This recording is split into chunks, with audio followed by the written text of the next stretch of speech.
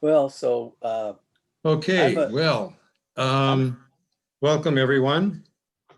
We're getting people joining on now, and we let me see. once you know, What am I? Dennis, I'm sitting out in Tacoma, Tacoma, Washington, where it's 7:30 in the 8 in the morning, and it's beautiful here. It's really nice. It's a nice. Hate to be away from Wisconsin, but we've got twins out here, and it's been fun. Well, glad to hear that, Terry. Although I don't think that anybody asked you how the weather was, Oh so you well. can just keep that to yourself. Well, I'm just counting participants. We're up to 70. I didn't want Yeah. anybody to miss Okay. anything. Good. Yeah, we'll wait a second or two more, and then we'll get going. And Terry, do you want to Yeah, sort of anticipate what we're doing at 10:30? yeah. Well, way back when Dennis and Kurt and I started planning this, we thought that it would be important to include, as we have in the past, not just sort of Madison and Milwaukee centric sort of politics things. And one of them is that we, just like we've done before, we wanted to focus on what's going on in the rural areas. Obviously, a lot of things are happening for, as we know, in agriculture and business and economic development for them. But we also know that there's been a lot of discussion about the politics of resentment from Kathy Kramer. We've got the hillbilly elegy from Vance. There's just a lot of issues. So we've invited Kelliann Blazek, who is the Office of Rural Prosperity, is appointed by Governor Evers in April to help do a blue ribbon commission on what is being done in the rural areas where they feel disenfranchised, ignored, that type of thing. I think it used to be, Dennis, who was it said, millions for Milwaukee and pennies for Polk. And I think some of that attitude is still out there for a lot of the rural areas. So Kelliann comes to this with a great background. She's from Bangor, Wisconsin, but she just left the staff of Representative Pingree of Maine, where she oversaw agricultural and rural development for him. And she also is a graduate of law school at UW-Madison and undergrad and grad from UW-Madison too. She has also worked on ag policy at the Harvard Law School Food Law and Policy Clinic. So when she comes on, she'll be bringing one of her commissioners with her, and they will be able to tell us the progress of the commission and tell them somewhat of what they've identified and hopefully some of the answers that they will bring to the issue of what's happening in rural Wisconsin. So Dennis, who did say pennies for Polk and millions for Milwaukee? Well, I don't remember. Was that That's Harvey Duholm? that sounds like him, but Yeah. I'm not. I don't remember specifically. Yeah, Yeah. So legislator. that attitude, of course, has been part of it for at least in a lot of rural areas for a long time. And with Trump coming to West Salem, I guess, is it today, tomorrow? Then obviously he's hitting the areas where the disaffection and the politics of resentment we know is alive. So that's the plan. Dennis, I'll turn it back to you. Okay, so what we're going to do for the first half hour or up until 10:30 is just do a kind of a run up to a lot of the issues dealing with the election, and to help us get through that real easily. I've got a little slideshow, if I can get it going. Here we go. One of the things that, yeah, okay, so the last class we had Representative Pocan, our representative in Congress. One of the things he mentioned was that there was a good possibility that the Democrats might be able to get enough seats in the assembly to switch from minority to majority status. That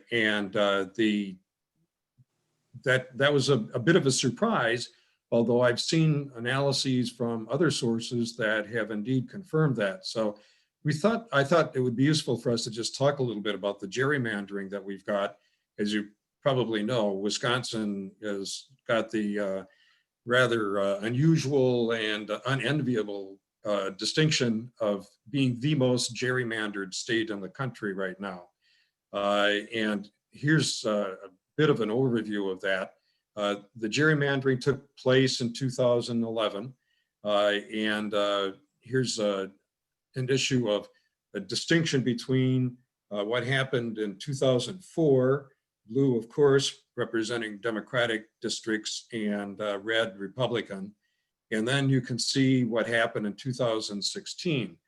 And note that one of the things that is still true is that Wisconsin, and this has been true since 1958 actually, is a very competitive two-party state. And on statewide votes, we see that in particular, where the Democrats and Republicans in 2004, and then again in 2016, pretty close. And of course, 2016, that's when Hillary Clinton lost to Donald Trump.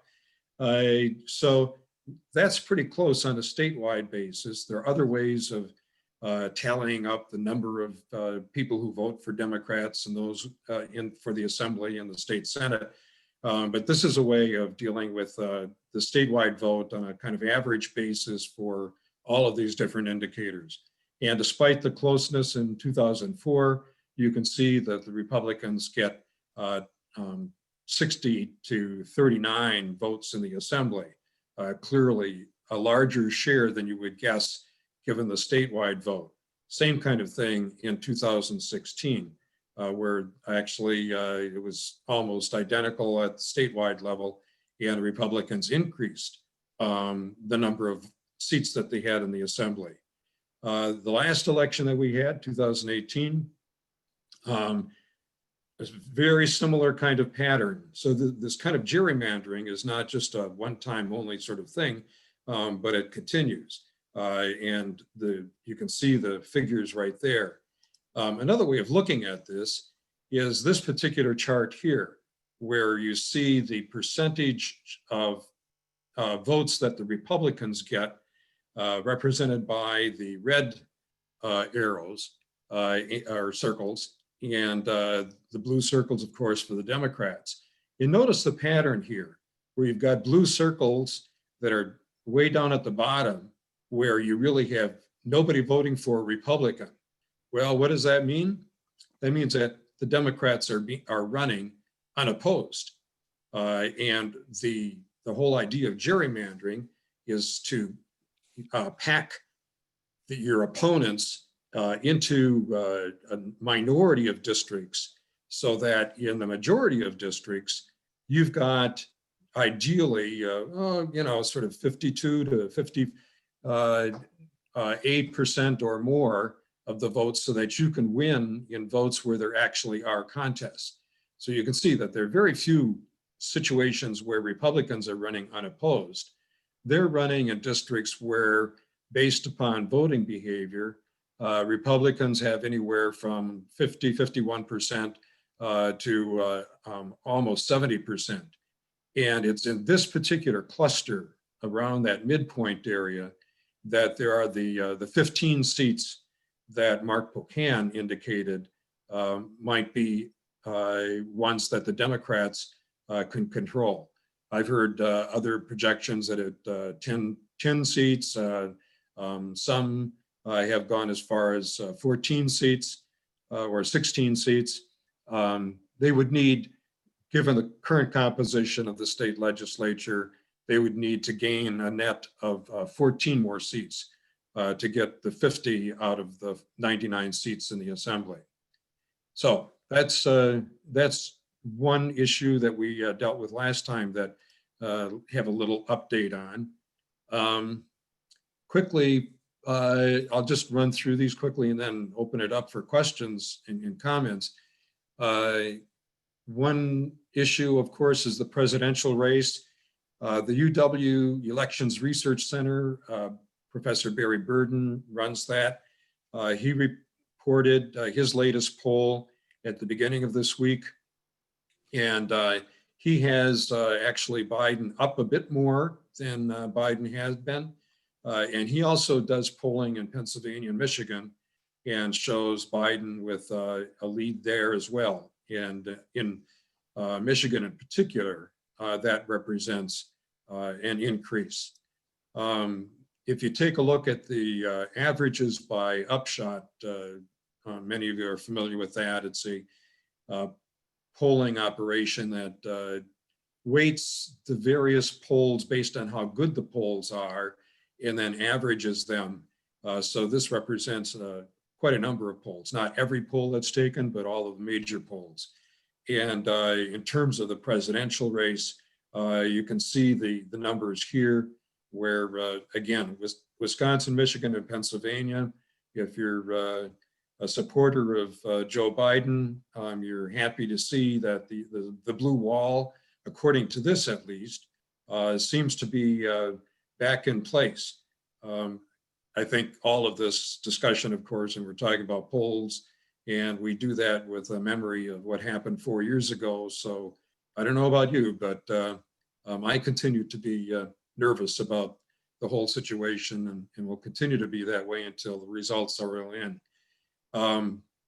The averaging of the polls has some of these other states pretty close, maybe too close to call, but it's interesting that in all cases, including Georgia and Florida and Iowa, Biden is ahead when you average these out. And some of the polls actually have Biden by 6%, couple of 10%. I'm a little bit suspicious of those. Arizona seems to be comfortably at this point in the Biden column. And a bit of a surprise is that the polling in Ohio indicates a tie. Let me just run through one more set of figures here, and that is the United States Senate. In play, because we don't elect all of our US senators, of course, at the same time, are 23 senators that are Republican and 12 Democrats. And in order to have the Democrats reach a majority, they need to get a gain of 4, or if Biden wins the presidency, it can be a tie, 50-50 with Vice President Kamala Harris casting the deciding vote. So that's the nature of where we are on an overall scale. In terms of those most likely to go from Republican to Democrat or Democrat to Republican, consistently people identify Alabama, Arizona, and Colorado as the 3 states most likely to flip. And the most likely one is Alabama, which is going from a Democrat to a Republican. That one doesn't seem to be too much in play here. But if we look at some of these others, we have quite a few that are toss-ups that are really close. And by toss-up, we're really talking about within about a 2% to 3% margin. And in all cases here, what we've got are toss-ups that have the Republicans kind of biting their fingernails. Of these, Maine seems to be the most likely to be the one that would flip. North Carolina, even though the Democrat Cunningham there has gotten into a bit of a scandal with some messages to a woman who is not his wife. I guess right now it seems like that's not a big deal in the minds of voters. Seem to be have lowered our expectations for that kind of behavior. He nonetheless continues to be a bit in the lead, and so that might flip. Joni Ernst, who had been very popular when she was elected, has really done a lot of stumbling. She's apparently not running a very good campaign, and so it may be that she will be retired. In Georgia, and we're going to talk about another seat in Georgia in a second, they have electoral rule there that in order to be elected to the US Senate, and this is true actually of a lot of their seats, you have to get a majority. You can't just win with a plurality. And the situation there is that They have 2 seats because they've got one special election for the U.S. Senate. This is not the special election. This is Sonny Perdue, who's running for re-election. He's a Republican, and he has a Republican opponent as well as a Democratic opponent. And the Republicans look like they're splitting the vote there. And so there's a good possibility that nobody will get a majority vote in November, in which case they will have a runoff in January. So if we could be in a situation where the balance of the United States Senate will not be known until January just because of Georgia's rules. South Carolina, Lindsey Graham in trouble there. A lot of people sort of have their fingers crossed. There is some evidence that Jimmy Harrison could indeed pull off an upset. He certainly has the money to do so, and he's mobilized a lot of support and certainly put that race in play. So we'll see about that. Montana is another place where the Republicans are in a real tough fight for re-election, and that's in the toss-up category. And then we have 5 other places where it's possible. There'd have to be a number of things happening that would cause these to flip. A little bit of a surprise in Michigan, where the Democratic incumbent was thought to have a very easy time of it, but he is not doing as well as everyone thought. Gary Peters is kind of reaching out for a lot of last-minute support here. He seems to be getting it, but it's possible that John James, the Republican opponent, may very well pull off a victory there. Georgia is the special election, as I mentioned. Kelly Loeffler is currently holding the seat and running for a full term in this one. And she has another Republican that is in this race that wants the seat. And then there's a Democrat, Warnock, who is also running in this particular contest and doing well. And there is a very good possibility that this is one that we won't have somebody reaching the 50% share in November. And so the election will have to be held, the runoff election in January.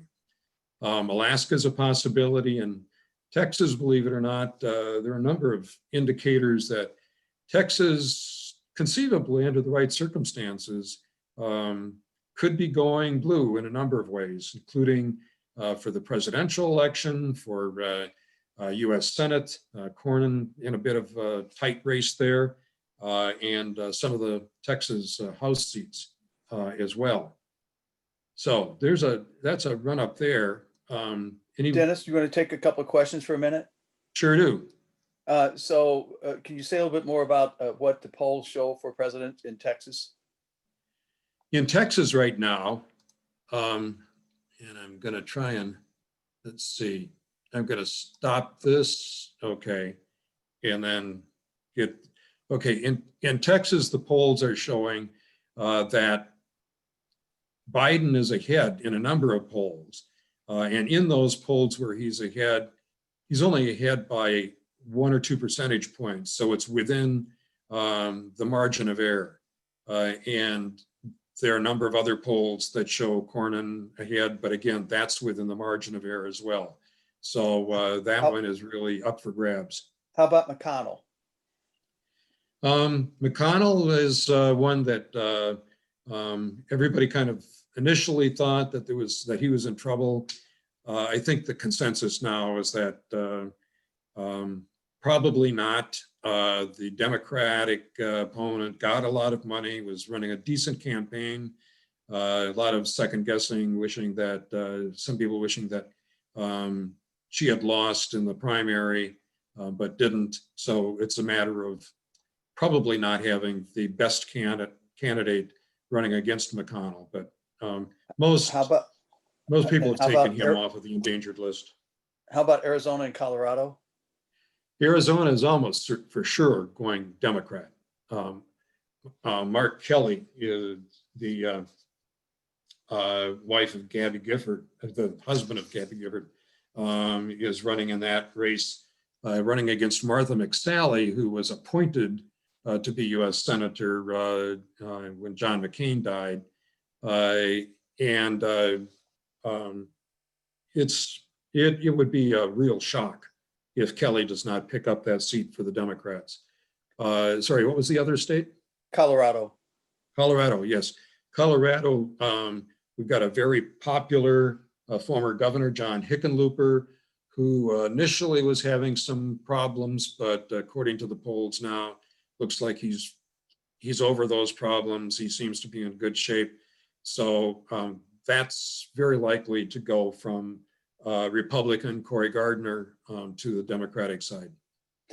Any more news on Ron Kind? And is there any chance, any other Wisconsin, are the Wisconsin incumbents safe except for Ron Kind, and how's he doing?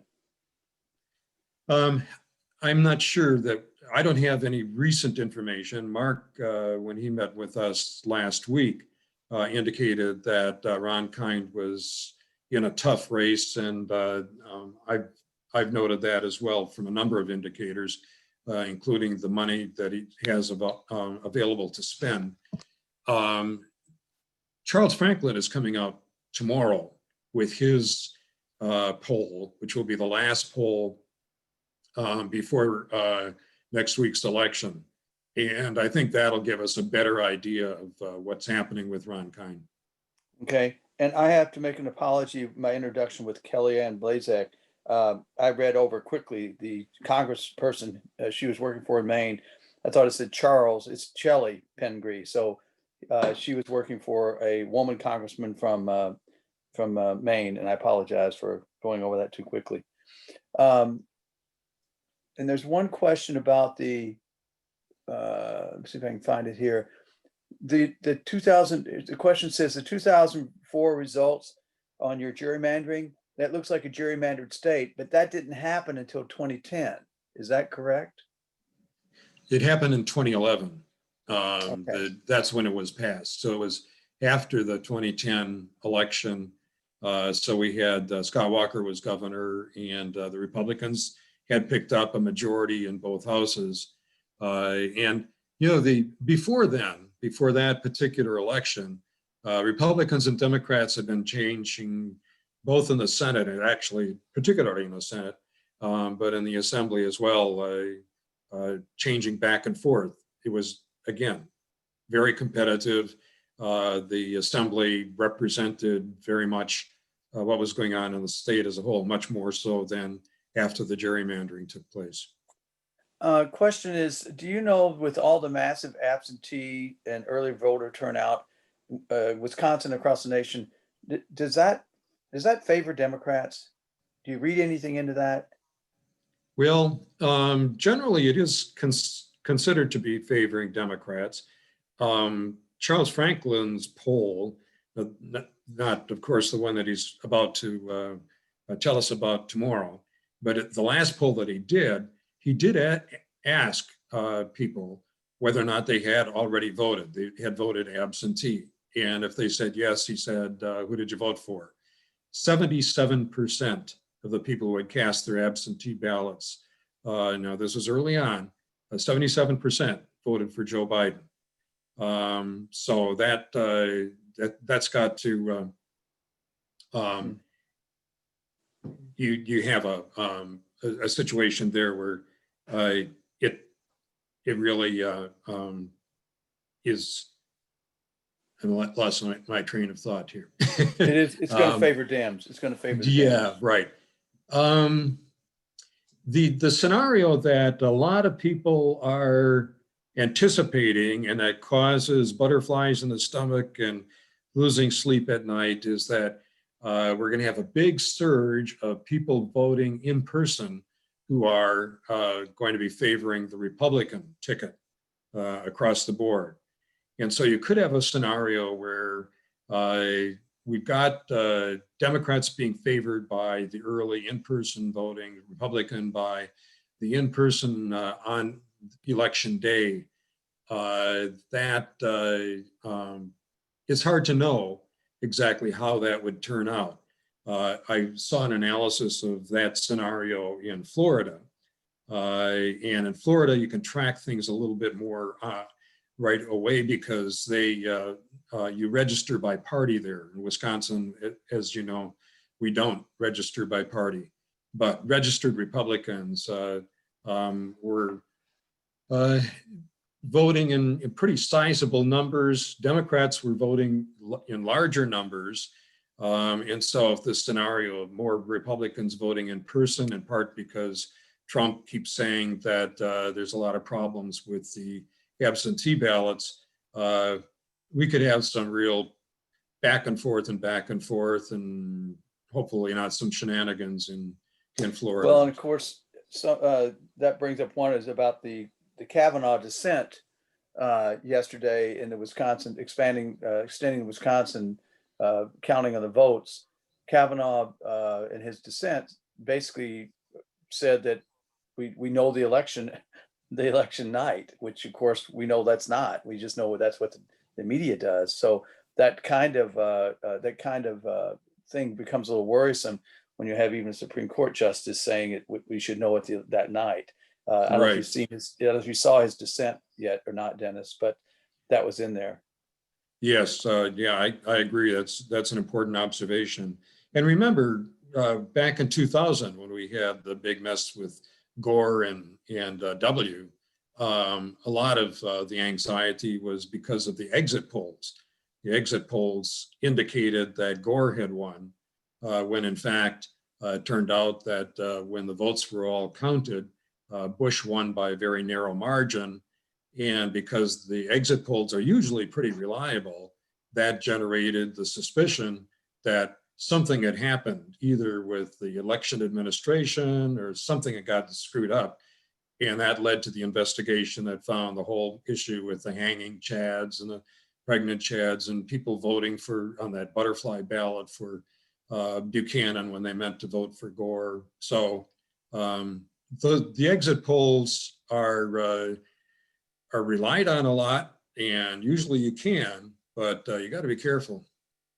And one more on the redistricting. So if indeed in Wisconsin, if the GOP wins the assembly, they will be drawing the maps. Will it get even worse for the next 10 years? And if is that what's the essence of the U.S. Supreme Court not taking up the Wisconsin challenge to the present redistricting? Yes, and yes. Okay. The one thing that is happening that is going to be different a bit from 10 years ago is that Governor Evers has established a commission, and Governor Walker did not do this for obvious reasons, but Governor Evers has established a commission to come up with a map, do the redistricting. So we could conceivably have two maps. One, of course, which is the most important one, and that's the one that the legislature draws, and the other one, the one that this commission that has been established by Governor Evers does. But at least there would be an alternative map that would have been drawn by somebody. And I think most people regard it as a pretty credible group. It's not they're not all Democrats. And therefore, it's going to complicate it. Well, what it will do is it will help arguments in court when a gerrymandered map is challenged in court, if that happens, which is a likely scenario. Okay, I think that cuts these questions up on this piece. And I don't know if Kelliann is with us or not. Yes, I see she is. Okay, let me. Hi, Kelliann. This is Terry Shelton. Thank you for being willing to join us. Yeah. I did an introduction of you and got part of it wrong because I said your representative in Maine was a man. I apologize. I thought I read the word Charlie. But I gave a brief introduction of you, and so we could save a little time. And I don't know if you have a commissioner who's on with us, and if so, you might want to introduce that person. Yeah. You want to ask Brittany to unmute herself? There we go. Brittany, do you want to introduce yourself? Sure. I'm Brittany Beyer. I'm very happy to be here. I'm the Executive Director of Grow North Regional Economic Development Corporation. So I oversee 8 counties and 3 tribal nations in the uppermost northeast of the state. So I'm a commissioner on the Blue Ribbon Commission on Rural Prosperity. All 8 counties are completely 100% rural. And Kelliann, you can correct me if I have a micropolitan or two. But I'm also the chair of the task force on broadband for the governor as well. We are really cognizant of broadband as one of the routes to prosperity. So I'm happy to talk about a little bit of that if you'd like. Well, thank you. And Kellyanne, then I'm going to turn it over to you. And the way we've Yep. handled this a bit is that I'll let the questions sort of pile up. And if we get a little break or if I see something important, I'll pop it right up. Otherwise, we may wait for the end. So take it away. Great. Well, first of all, thank you. We appreciate the opportunity and really appreciate the invitation to come and speak to you all. We're going to be talking about advancing rural prosperity and the efforts of this administration, both through the Office of Rural Prosperity and the Blue Ribbon Commission on Rural Prosperity. But first, just thought maybe if Brittany and I spend some time introducing ourselves and our backgrounds. I think both of us have diverse backgrounds that have influenced how we got to where we are and why we care about what we care about now.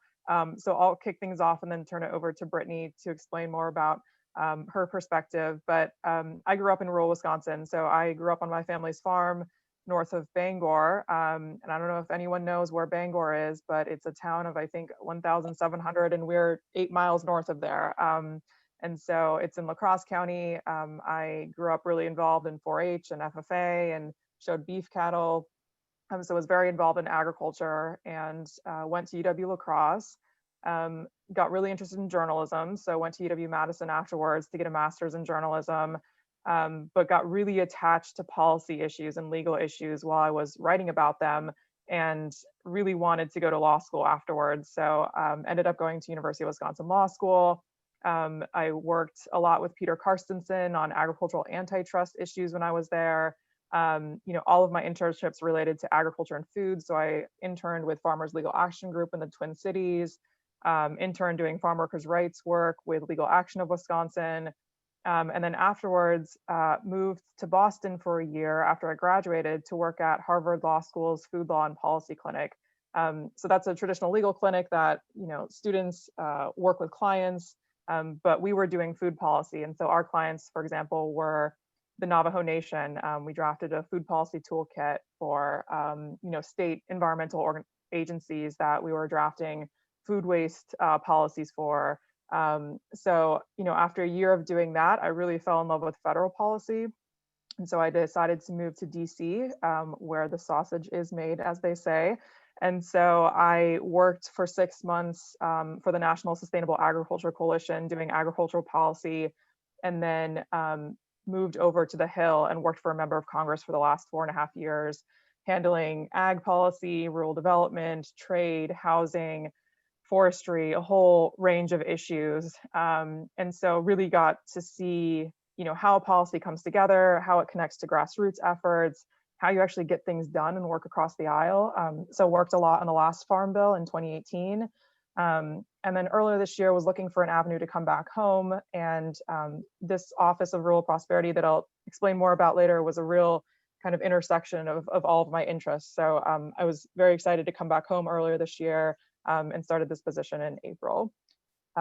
Brittany, do you want to talk more about your background?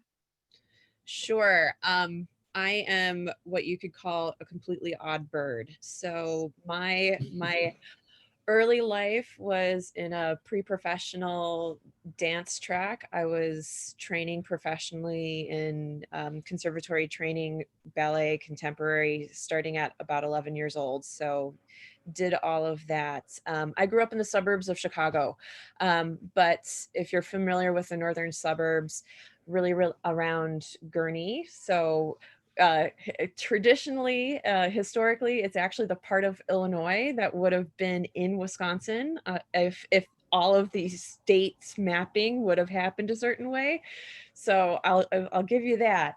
And I also did grow up about 5 minutes away from cow farms, so kind of on that edge of urban rural. So I went to a performing arts high school. I did the professional dance track. I lived in New York. I moved there in 1998. Ended up only leaving in 2016. So I have most of my adult experience inside of New York, mostly around arts and culture management. So my higher education is from New York University. My undergrad is in dance performance, which is where I met the person that I danced with for the longest period of time. But understood very quickly that the arts and culture structure inside of the United States at that point in the mid-aughts was, I would easily estimate as broken. And so I went back to school for art and public policy inside of Tisch as well, so NYU Tisch, which was a program designed to, in essence, break through the silos. So I was able to take classes inside of multiple different institutions inside of New York University. What I really understood as a side interest was innovation and entrepreneurship, and understanding that the arts and culture are part of a business structure. And so kind of playing with promotion of those business skills inside of the arts and culture area was kind of a new and unique thing, even inside of the New York City set in the 2000s, right? So my last huge employer inside of my New York experience was a company called EMC Arts, which is one of the only organizations, even to date, that has been working on innovation inside of the arts and culture sector in the United States, but they also worked in Canada and Australia and England as well. So really understanding the tools of innovation and change management. But also I had a lovely experience of working with a choreographer who was doing a lot of work in rural communities, because although she was a choreographer in New York, we were working with horses. So we actually would travel to areas that had farmers and horse owners that we knew and had established relationships with, and then did work in that way. And that took me to all over the country, including really far north, Vermont, Maine, which is a very interesting thing to think about when you think about horse culture in Wisconsin. They're very similar. Anyways, that's a side thing. I ended up moving to northern Wisconsin because my husband and I were looking at moving to the Midwest, and I ended up getting a job as the director of a small arts and culture community center. But there's so much economic development that's attached to that work. So I ended up segueing into the director of Grow North pretty easily, because all those relationships were starting to evolve. And my background creates a unique skill set in that I worked on systems management. I'm sorry, my dog is a little sick, so he's sitting next to me. So the hyperventilation is my dog. So I, when you use the skills of composition and choreography, you're looking at a structure and what works inside of it and what does not work inside of it. And a lot of what I've been promoting in my 2.5 years in this position, up to WEDC and down to my community, is looking at kind of the shift of who's serving what, who's developing services in what areas, cohort development, technical assistance in new ways. And that's been of real benefit. Kelliann will talk about some of those programs, but I think what also happened is that because there was a real interest in having somebody from the Commission on Blue Ribbon Prosperity for Rural Development, they wanted somebody with that lens also be the chair of the task force on broadband, because those things are so intertwined.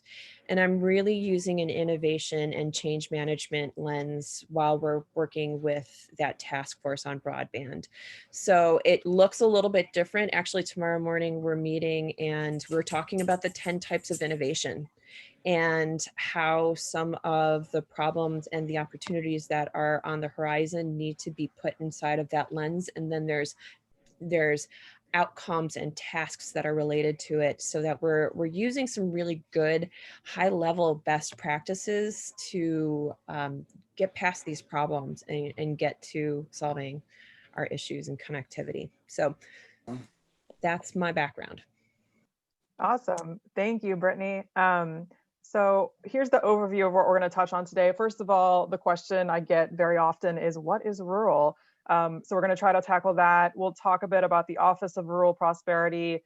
Brittany's already mentioned broadband. We're going to talk about a broadband connectors pilot that we're running right now. And then we'll update you on the Governor's Blue Ribbon Commission on Rural Prosperity and reflect a bit on what we've learned this far.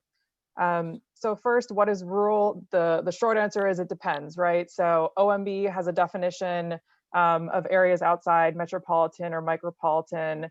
So you can see, under the OMB definition, which ones, and obviously the ones that are in orange here are non-rural. And then if you look at Census Bureau, they've got another definition. They use urbanized and urban clusters. So then anything outside of there is rural. So here we get away from the counties and we look at the local level.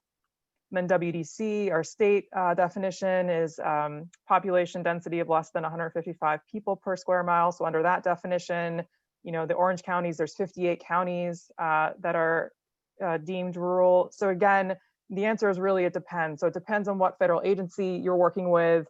I think overall there's over 10 or 11 different federal agency definitions of rural.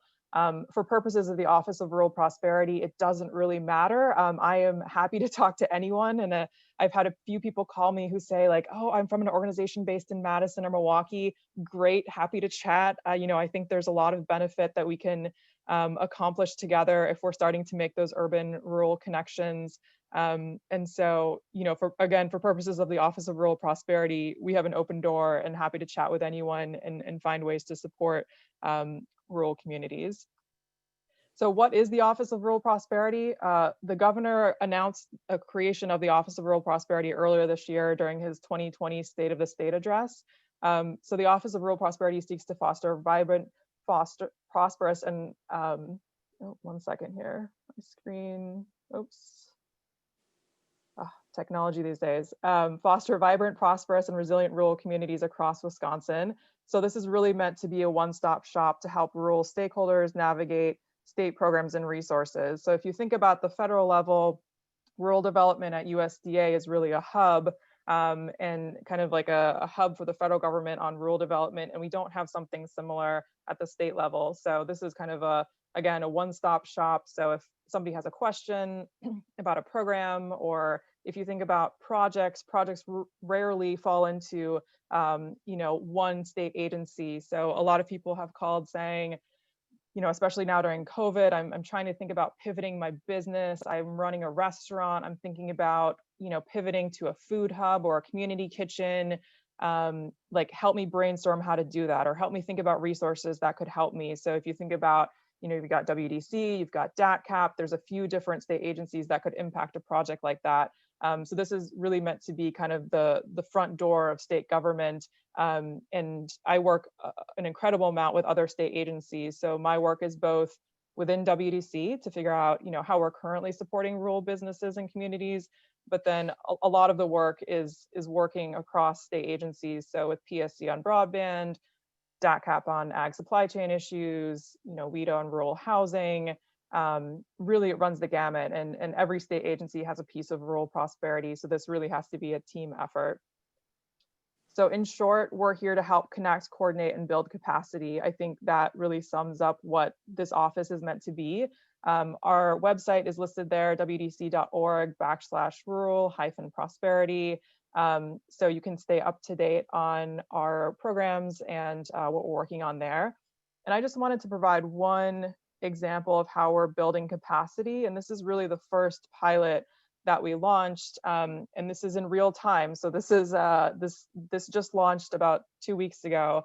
And Brittany, feel free to chime in too here. So just to provide some context, we've had a lot of conversations with PSC about broadband expansion. Obviously, we know this is a top priority, especially right now during COVID-19 and the need for telehealth and telecommuting and e-learning.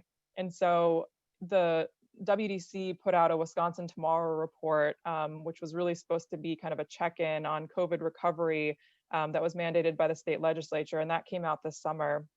And the Wisconsin Tomorrow report identified 3 top priorities and where the state should kind of funnel its efforts to promote recovery after COVID. And one of those was broadband expansion. So we started thinking, okay, well, what is WDC's role in broadband expansion, and how do we work with PSC and support their efforts, but not duplicate their efforts? So we quickly started thinking about technical assistance, inspired by many conversations with Brittany and others, and the need for not just more money for broadband expansion grants, but the need to help communities that are maybe not ready to apply yet, that are right at the starting gate and thinking, geez, I don't know anything about broadband. Where do I start, right? And so we started thinking about how do we build capacity at the local level and get some best practices, figure out what's working. So we, in collaboration with PSC, just launched this broadband connectors pilot. And the goal is really to help increase readiness to apply for existing broadband opportunities. And the eligible entities for this pilot were local government, tribal government, and school districts. And to be honest, when we launched this, I think we gave everyone a 3 days heads up. This was, it's part of COVID recovery. It was stood up very quickly. We were trying to be responsive and meet this need. And so I thought it would be great if we received 30 applications. I was like, that would be a success in my book. And I think we received 30 applications on the first day, to be honest, and they just kept pouring in. So we were really overwhelmed with the number of applications coming in.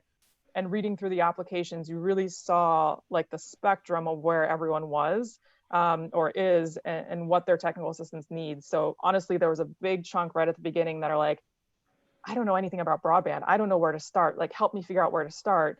There was a good chunk in the middle that were like, we've convened people, maybe a provider has approached us. We've done a survey, we've started to collect data, but we just need some help, carrying this through and like figuring out next steps and what the roadmap is. And then honestly, there were some communities that, we deemed like too far along. They were too advanced. They maybe had already gotten a PSC grant. They were looking for, the next step in accessing federal resources. And they weren't right for this pilot, but definitely need a different type of technical assistance. So we selected 6 pilot communities that are listed here. So Lac du Flambeau, Ho-Chunk Nation, School District of Owen Withy, Town of Cross, St. Croix County, and Fond du Lac County. And honestly, even within these 6 pilot communities, there's a lot of diversity in terms of technical assistance needs, where they're at, what they're looking for, what type of roadmap is going to be right for them. And so we're really excited. We just started working with these communities 2 weeks ago. We have 2 staff members that each have 3 communities they're working with. And that's all they're doing. So basically, each one of these communities has a third of a full-time staffer right now that's just trying to help them. I envision this as like, we're trying to help you do what you want to do, but just faster, right? Like we're just adding the staff power here, which is what folks need right now, just because of the, really big strain on local capacity, especially during COVID. And, there's all these things to apply for, and you're trying to put out fires and the numbers are increasing. And so I think folks just needed a helping hand, especially right now. So the pilot runs through December 2020, and the plan is to not just help those 6 communities, but to really take the lessons learned and the best practices from those 6 communities to inform future resources and programs. So we're already starting to think about, in collaboration with PSC, like what materials, like what written documents would be helpful coming out of this to share with other communities, what webinars might we work on, And I think this will really help jumpstart the technical assistance conversation in the state. Brittany, do you want to add anything or talk more about what you've seen and heard? Sure. I think this program is going to have some real impact on our rural communities, just in preparation, again, from the broadband perspective, but in my role as a regional economic development director, we've seen a lot of success on the broadband side where you get to the county level as who is going to be really driving and promoting the conversations and getting people to the table. All of these communities are trying to do the best that they can with the resources available. But I think what's missed in the structure of what happens inside of Wisconsin is that most of my towns, very few of my cities, and multiple counties in my 8 county area do not have an administrator on their staff. And so when you're talking about technical capacities to do the type of work on these grants, because a lot of it has to be done writing state or federal grants, those take a level of sophistication to manage, quite frankly, and the staff time, because if you really think about it, when you get down to the town level, you've got a part-time clerk and all of the chair people and the chairman are part-time. So who has the capacity to do this without volunteer bodies? And by connecting the state resources in a new way, this could potentially have a great impact on broadband. But WIDA's already attempting this to a certain degree with housing, which is another area that's of real need for addressing the issues. So I think there's going to be some real lessons learned, even just by having this run really quickly. This is basically, iterative learning. So you do something and you do an experiment and you take that information back, and then I'm pretty sure they're going to do some more of this work, because I think the other evidence is that 96 counties or applications were put together really fast because the need is there. Yeah, no, you made a few good points. One of which is, just the theme of this is local capacity building, right? And you could insert, you mentioned housing, you could insert, housing pilot, you could insert workforce development pilot, you could insert whatever, a rural topic you want to. That I think there's a need to just lend a helping hand sometimes and just add staff power when there isn't staff capacity there to fill out applications, or even think like, like when you are in local government, like you're not necessarily an expert on everything, right? Like you shouldn't have to be an expert on everything. And so I think, like, as much as we can help boost local capacity, it's a win-win for everyone, because not only are those communities really benefiting, but then that's where we get the best practices from. And that's where we can figure out, like, okay, what resources aren't out there right now that we could help, more communities if we only had XYZ. And I should mention, we're also talking a lot with UW Extension right now.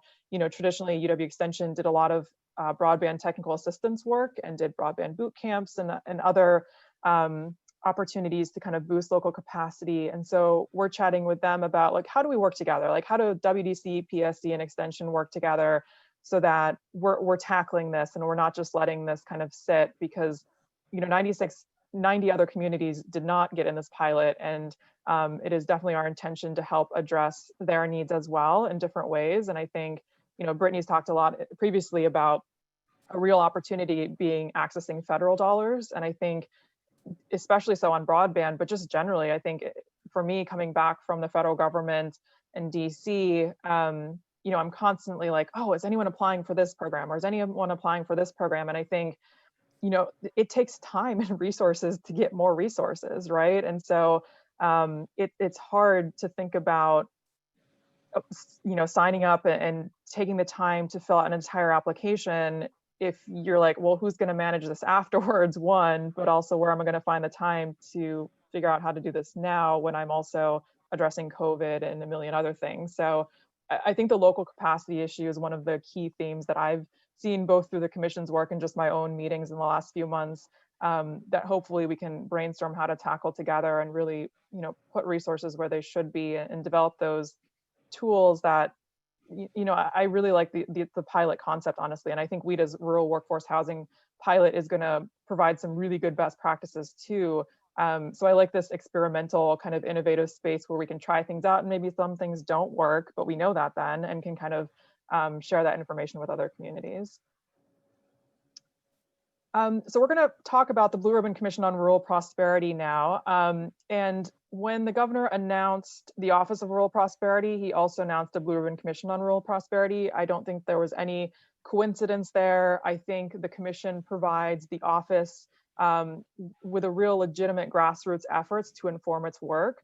So the commission was formally created in Executive Order 65 earlier this year, and tasked with gathering input from stakeholders on current and future challenges, and then to develop a plan and report back to the governor. Now, again, this was envisioned pre-COVID in January. And so when I came on board in April, one of my first tasks was to figure out, okay, how are we pivoting this, right? Like this was originally envisioned to have multiple in-person listening sessions, to have an entire summit, with hundreds of people there, all things we can't do right now. And so we brought on the Aspen Institute's Community Strategies group to help us re-envision this and bring it online. So we ended up having 3 virtual listening sessions that we'll talk about, and different other virtual opportunities for public input. So the commission is made up of 12 members. So Brittany is one of 12. And really the concept was to think about, if you're around a kitchen table and you're having a community meeting, like who's around you. So, we have a couple farmers, we have a social worker, we have a teacher, we have a banker. And so we wanted to reflect the diversity in rural communities. Again, this is a pretty small commission. So Brittany, how many folks are on the broadband task force? 25. 25, right. And so if you look at the climate change task force, the broadband task force, they're much bigger. We wanted to keep this small. We don't have a chair. We wanted everyone on an even playing field and to really feel like they were driving this and key to this effort. And so there's no back seats here, right? I think everyone has, especially in the last 2 months, has been asked to step up and really participate and engage. And has done a lot of work, honestly. And I just have really appreciated working with everyone on this team. Everyone is so incredibly committed and passionate and cares so much about advancing rural prosperity. So it's been really inspiring to work with everyone. Geographically, this is where everyone's coming from in the state. And then again, in terms of public engagement, we had 3 main avenues in the last few months where we were getting public input. So one, we held conversations with the commissioners, which was basically a listening session. So we had 3 of those virtually. And the start of every one, we would have a state leader speaker. So one of them, it was a lieutenant governor. Another one of them, we had a tribal leader. And then during every one after the state leader speaker, we'd have 3 rural voices. So we'd invite 3 folks from rural communities to come and talk to us about what they're seeing in their community. There's a lot of change happening right now. So we just wanted to hear, what are the opportunities? What are you concerned about? What makes you really optimistic? So those were really powerful. These are all recorded, so you can go on our website and view the 3 listening sessions and those speakers. I was just so impressed by everyone who spoke and just their passion and their commitment to these issues and how much they cared about their communities, finding success even during COVID and finding the opportunities there even during this incredibly challenging time. And then the bulk of those listening sessions was spent in virtual breakout rooms, multiple virtual breakout rooms where anyone from 10 to 15 people would be having a conversation facilitated by the commissioners around a set of key questions that we're going to talk about in a bit. So again, we held 3 of those. I think total there were over 400 participants across those 3. And so we were really pleased with the turnout. Obviously, we were doing this in August and September when folks are trying to navigate back to school or back to virtual school. And so we really appreciated folks tuning into this and providing their perspective. We also invited folks to submit written public comments. So we received a lot of public comments from organizations that work in rural communities. So we, in the past few weeks, have been reading through all of those and taking that as input as well. And then we lastly held stakeholder meetings. So we invited stakeholders to reach out to us if they wanted to talk directly with commissioners. So over the past few months, the commissioners and I have done quite a few meetings directly with groups, whether it's regional planning commissions, Farm Bureau, university centers, extension, just the range of different stakeholders that work in rural communities. And honestly, like I felt like those were one of the most productive ways to really dig deep. And so the conversations with the commissioners was good to see kind of the range of perspectives and what was on folks' minds. But they, public participants knew it was being recorded and it was online. And so it's tough to get vulnerable and honest there sometimes. But I felt like some of the stakeholder meetings we held, there was one childcare meeting, it was like a 7 p.m.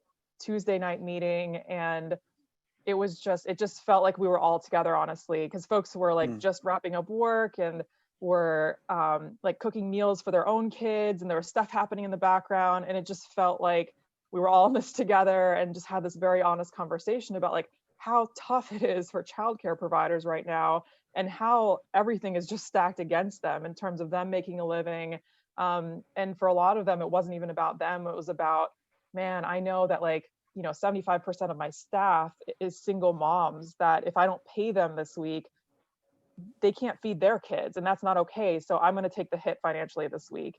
And so there were some meetings that were just really, really, interesting and inspirational and provided us with a real glimpse of what folks are going through right now. So again, we asked a set of key questions in each one of those different avenues. So in the meetings and the listening sessions and the public comments, we were asking, one, give us examples of rural prosperity. Like, give us your success stories. In the last decade, when have you seen rural prosperity in your communities? What did it look like? How did it happen? Who came to the table? And again, this was to help, one, show folks that there's a lot of amazing stories out there, right? But two, to figure out the best practices, to figure out like what is the equation that makes rural prosperity work in rural communities in Wisconsin. And then two, talk about your priorities pre-COVID. Like think back before January. It seems so long ago now, but before COVID happened, what were your top priorities and why? Why were those top priorities for your rural communities? And then now, we're in the midst of COVID. What's your top priority? Did it change at all? Is it the same as last year? Was it exacerbated by COVID? Give us a gut check now on where you are. And then the last two questions were really about, gearing up to provide some recommendations to the governor and our state agency partners. So the first was, give us some examples of how local and state government are currently good partners. And we encourage folks to think broadly about that in terms of whether it's staff members, whether it's programs, whether it's resources, written documents, like think broadly, how is the state government helping you right now? And then lastly, how could the local and state government be better partners? So where are there gaps in programs? Where's there are issues with eligibility requirements, barriers that you can't access a program, staff member that doesn't exist, a technical resource that doesn't exist. And so those two specifically were really helpful to understand what's working and what's where are the gaps right now. So again, the next steps is really to provide a roadmap. So it's to translate all of that information that we've gathered to advance rural prosperity and to send a report to the governor next month. So we're deep in report writing right now and revising. And again, we brought on the Aspen Institute's Community Strategies Group to really help us translate that incredible amount of information into a digestible read for everyone that's organized. It really lays out a roadmap for what opportunities may be out there. So I have some thoughts on my own reflections on what we've heard so far that I'll share. But Brittany, do you want to share first on kind of what you've learned so far, or things that surprised you and what you heard during the listening sessions? Sure. I think it was no surprise how important broadband was inside of the conversation. And, I think humbly, I learned very fast with this joint commission and task force position. And really it was in the first couple weeks of having been named the chair of the task force, all of a sudden there's this flood of rural individuals reaching out to myself saying this is my situation. So easily, that map that Kelliann showed where, 58 counties are considered, like non-rural, what has happened in the laying of the infrastructure is that's almost a reflection of where the infrastructure stopped getting built out, unfortunately, right? So it's a density problem. I you know, having lived in a rural community and really having a desire to understand the rural community for much longer than 2.5 years, transportation is always a problem. Now, what I really appreciated about the 5 questions was how appreciative the inquiry was. So that means that it was storytelling on what was working really well. And, we heard stories of some organizations that were building out housing, and it was like state of the art, even though it was for workforce housing. It was, forward thinking about energy efficiency and kind of that picture of where we want our future to be heading towards. Another transportation program, and I can't remember the specifics, but I was just like, everyone needs to have access to this program, right? So, like if it's happening in one pocket because of the people who are passionate about it, how do we get it blasted out to more people? I've always been really humbled by the need to figure out how to support our tribal nations as well, because I don't think there's enough understanding of how they're sitting inside and alongside, and there's absolute differences and barriers just because of some structural ways of thinking about how they manage tribal management versus, even if they're a tribe and then they're sitting inside of a county, there's stuff that doesn't jive and then they can't get anything done.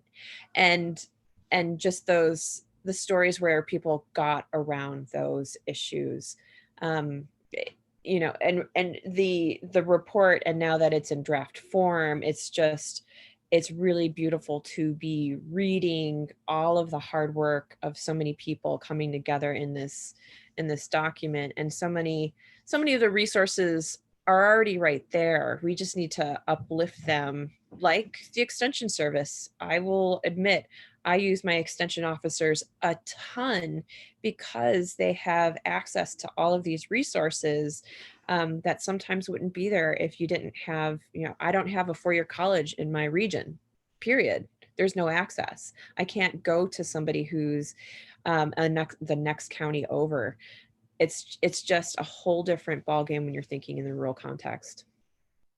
Yeah, Brittany, I like what you said about there are so many success stories right now. I think part of the state's role is elevating those success stories. And one of the themes that I heard was just people appreciated the listening sessions being an avenue to come together and learn what's happening in different regions or different sectors. So there were a few times that in my breakout rooms, somebody would say something and maybe they're from, the forestry sector, but they're like, that sounds a lot like an issue we're dealing with in the dairy sector. And I never thought about doing, advocating for, XYZ to diversify markets and look into new market opportunities.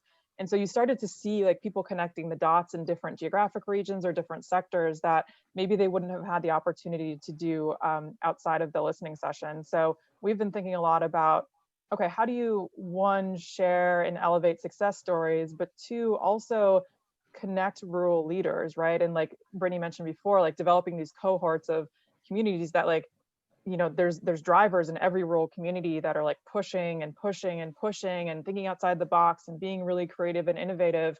And there was this desire, on display in the listening sessions of being able to connect with those people in other communities, to learn what's working, what's not working, et cetera. So you can use broadband as an example and think about, okay, well, how do we elevate those success stories? But you could do the same for, insert whatever issue to make sure that we're connecting the dots and not expecting folks to reinvent the wheel when they don't have to.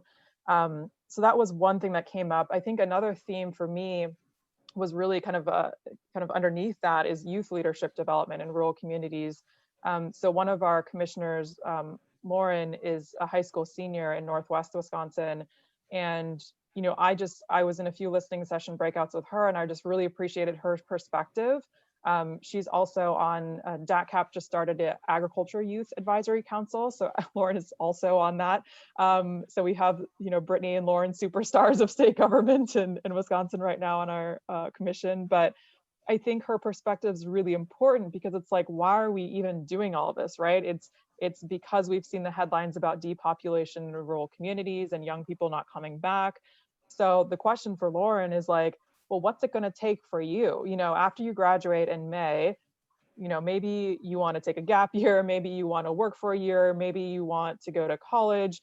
But afterwards, like, what is it going to take for you to come back to your rural community and see that as like a really prosperous place with a lot of opportunity, both for career development and to settle down and raise a family? Like, what is that? What is it going to take? What are the ingredients to get you back? Or to move to another rural place in Wisconsin. And so I think that was really important to hear from her and to have her be in a position where, she's leading the discussion and able to have that role, because I think there's fewer and fewer opportunities for youth to come to decision-making tables right now, just generally, but especially in rural places. And there have been some studies. There was one, I think it was in New Hampshire, they did a decades-long study and looked at, tracked rural kids after high school and found a connection between kids who came back to their rural community were the ones that felt really engaged in their community in high school and felt like adults were listening to them. And so, I mean, it's intuitive, right? It makes sense that if you feel like you're really involved and engaged and people are listening to you in high school, you're probably more likely to have favorable views of your community and want to come back and feel committed, and like you're a part of that and want to come back to it. But if there are no opportunities to do that, either through local governments, chambers of commerce, local businesses, et cetera, then there's no incentive or connection to come back for them. So I think we're really trying to dig deep into how do you facilitate, multi-generational learning and leading. 4-H is great at that. So Lauren was nominated by Extension to be on this commission because she's one of the leaders on the Wisconsin 4-H Advisory Council, which has both adult and youth members. So it's very intentional how they pair, half and half, so that everyone's learning together, everyone's leading together. So how do we replicate that and really encourage like local governments in rural communities to bring youth to the table, or local businesses as well, to talk about career opportunities? So those were a few things that came up. And then I was also going to say, I think there was just a lot of interest because of COVID in diversifying markets and finding new market opportunities and finding new products and really thinking outside the box, whether that's, agriculture, thinking about renewable energy or carbon sequestration and how you monetize environmental services, or whether that's forestry, thinking about new market opportunities, especially with the Verso mill closure, thinking, okay, we can't just wait for the next mill closure. We've got to be more proactive in thinking about where's the industry going, where are the markets going, and how can we be ahead of the curve. So I was really impressed by how many people were thinking, okay, COVID's happening now, we need immediate relief, but we're thinking 10 years down the line here, right? Like we're thinking way into the future in terms of where are we going? What do we need to get there? Brittany, is there anything else you wanted to cover? Otherwise, maybe we can take some questions or open it up. Well, just to your point, and I just kind of scanned the Q&A on getting the youth involved.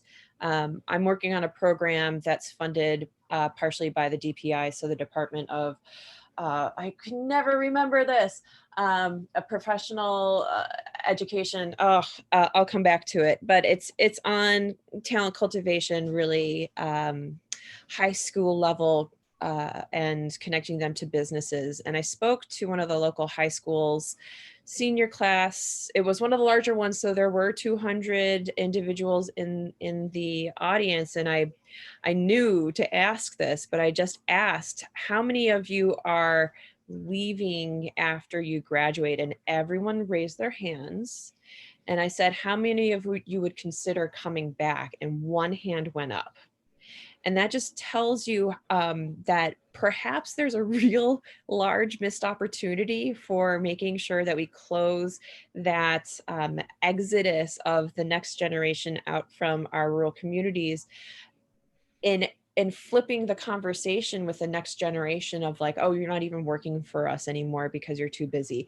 Oh, you just want X, Y, and Z. And instead of saying, no, you're a real asset to our community, how do we make you perhaps go off and have some real experience, but come back and bring it back into our community so we can continually evolve what's happening inside of our small towns, because they're real assets. And I will say that my husband and I are part of the return. My husband grew up in Rhinelander, which is where we live.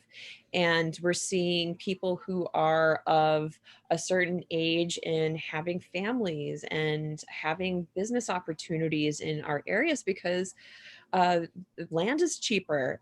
You have more resources if you know how to access them, because the pond is a lot smaller. We can play to some of the strengths inside of rural communities if we are really cognizant of what those strengths are. So I think that's where we want to flip that rural point of view, instead of being like, oh, we're just rural communities, to like, no, we have some real great things that are happening in our backyard and we can share that with others. Yeah, that's a great point, Brittany. And I'm also scanning the Q&A right now. And one question was about, are there any tribal members on the Blue Ribbon Commission? Yes, Pamela Boyvin is the ED of Niji Capital Partners, which is a tribal CDFI. So Pamela is one of the members.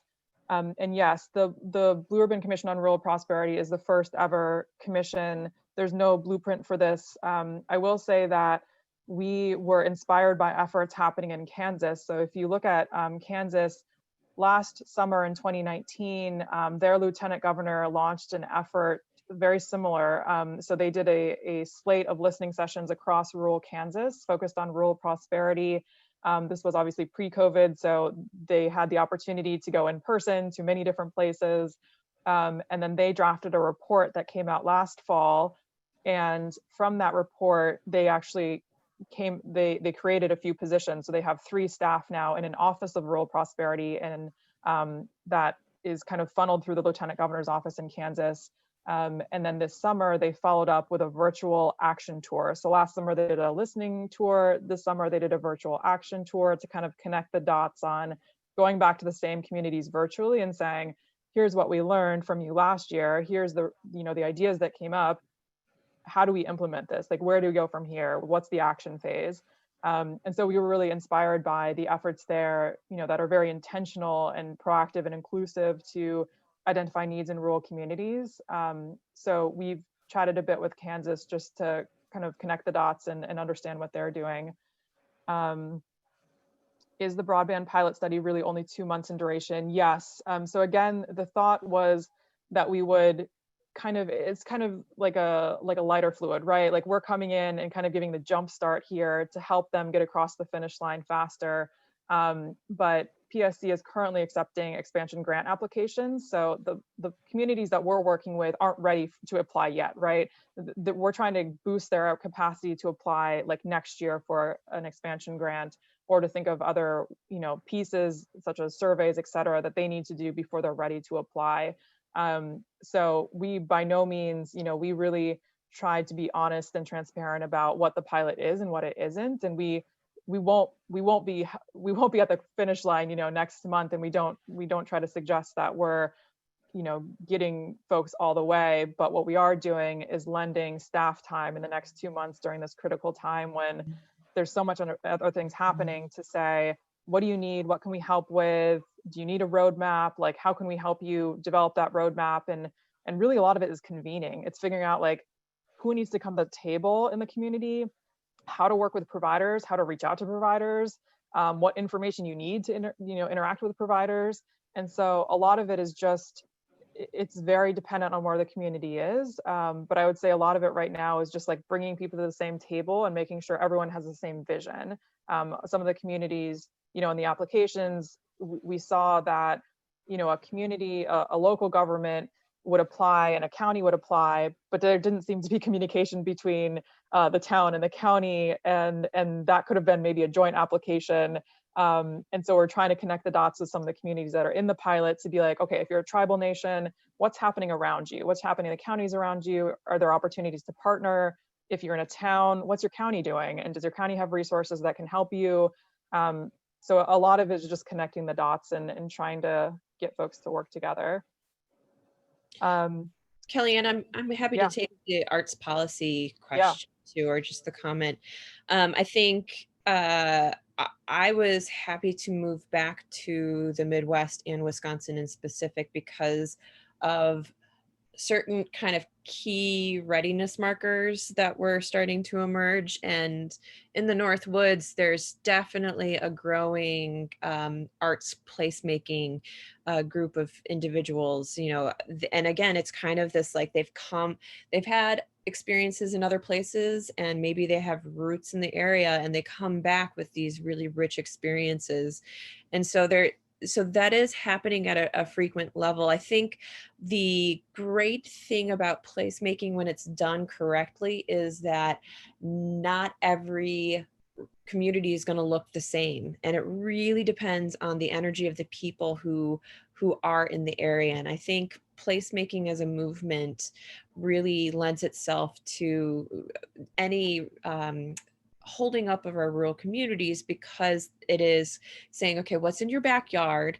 What can you capitalize on? To Kelliann's point, who needs to be talking to each other and what resources need to be shared? And that, when you put those combinations together, it never looks the same. And I think we also have to be okay with even this new type of diversity in thinking about what rural is, because if we have all of these, La Crosse is very different from the North Woods, which is very different from Baraboo, right? So we need to be able to hold all of these different qualities inside of how we support these communities, because they really are different. And again, to that backbone idea, I think what I'm hoping we can get to is larger local participation, because it really does take doers on the ground to get a lot of this stuff done. So move to a rural community if you want to. We'll take you. There's a question about, do you feel that rural communities are viable in the sense that they can become more prosperous and have a younger population in the long run, say 20, 30, 50 years from now? And I remember Bob Atwell, who was on the commission and runs Nicolay Bank, I think at one of the very initial meetings when we said, okay, commissioners, like, what are you hoping is true at the end of this process? Like, what are your ultimate, pie in the sky dream scenarios that happen because of the commission? And I think Bob said something to the effect of, I hope in 10 years, the average age in rural communities is going down, not up. And I think that speaks volumes. And honestly, I think the report that we're working on is optimistic generally. I think there's a lot of assets that came out in the listening sessions and that were very apparent. And it's really just like connecting the dots and making sure we're working together. And I don't want to sugarcoat this and suggest that there's not major issues that we need to work on, especially during COVID. But I think there was just a lot of conversation about opportunities. I think, whether that Brittany mentioned clean energy and kind of, the opportunities there, both for workforce development and manufacturing. But if you think about it, like, there's not enough space in urban communities to develop clean energy, right? Like that has to happen in rural places. And so that's a real asset in terms of land and space that rural places have. And so some of the conversations revolved around, okay, well, normally there's tension between, taking land out of ag production and putting it into solar, for example. And so folks said, well, what about dual systems? There's places in other parts of the country and the world that have dual systems where you have solar panels and underneath there's grazing sheep and there's crop production, or there's bees and there's, pollinator habitat, et cetera. So it's not necessarily always an either or. And I think folks really wanted to think about like, what's next? Like, let's get a roadmap. Let's figure out, maybe we don't have the exact answers, but we need to start thinking innovative and discover new opportunities. And that, I think, was a conversation regardless of what sector you were coming from, because of COVID and because of all the pivots that people are making right now. And I see there's another question about the Farm Bill, and I could spend hours talking about the Farm Bill, so don't get me started. But the Farm Bill happens about every 5 years, and there's so much in the Farm Bill, the majority of which is SNAP, it's food benefits. And so like nutrition and hunger came up, in the context of the listening sessions, but this question is about small farms and subsidies to large corporate farms. And I think there's a real need right now to bring in agriculture and to the conversations around climate mitigation and adaptation, because they have an incredible amount of opportunity to sequester a lot of carbon in the soil. And I think that's a win, win, win, win, win, right? So you've got, the environmental benefits, you've got the economic benefits of monetizing environmental services like carbon sequestration. And so I think, we need to start really thinking about exploring opportunities, whether it's renewables or carbon sequestration on farms, because it's getting harder and harder, if not impossible, to survive solely on a milk check. And we need to think about, how to supplement income and diversify income so that farmers are not in the situation they're in right now. And there's a positive outlook for not just dairy farmers, but all farmers in the state. And so that's a topic that really interests me just based on my background and growing up on a farm here. But the Farm Bill is incredibly influential, honestly. There's programs that support local foods and small farmers, like the Local Food Promotion Program and the Farmers Market Promotion Program. A few Wisconsin groups actually just got funding through that last month. And so I think a big opportunity is to think through like all the federal money, and we mentioned this before, that's on the table that we're not taking advantage of, and figure out, okay, is it because we're applying and we're not getting it? Or is it because we're not even applying? And then why aren't we applying? So I think there's some organizations that I've seen that are really good about going and tracking down and getting federal resources because they have the capacity to do so and consistently do so. And then there's others that have never applied, but in conversations, it's like what their vision is resonates so strongly with some federal programs that I'm like, if only we could figure out how to get a group together to collaboratively go after this grant. I think it could be a win-win for everyone. So that's another, vision for this office, is to try to figure out, okay, how are we helping folks access not just state resources, but federal resources as well? Wow. Well, this has been really, really wonderful. Thank you to both of you. One little last question before I turn it over to Dennis. So are the people out there optimistic?